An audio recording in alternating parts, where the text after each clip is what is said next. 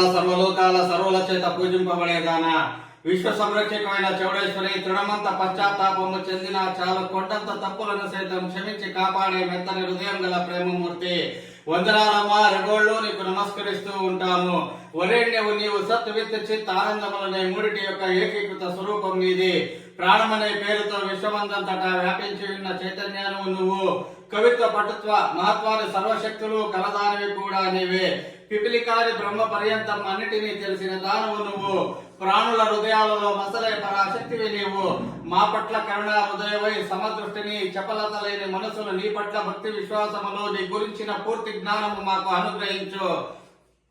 ఈ మా హృదయ వేణువుని సద్గుణాలనే రాగాలలో నింపివేయి తల్లి. కామ క్రోధ లోభ మోహ మద మాత్సర్యాలనే వాటి బారి నుంచి మమ్మల్ని తప్పించు. సర్వాతి సర్వమైన ఈ సర్వనామ రూపాలలోనూ నిన్ను సేవించేందుకు, నిన్ను దర్శించేందుకు అనుగ్రహించు.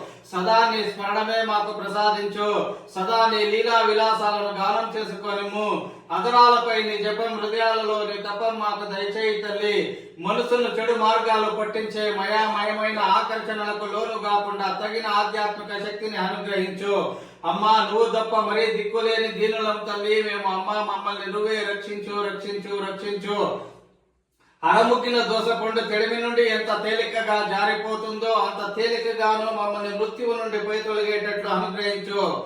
అమ్మా, ఓం తత్సత్.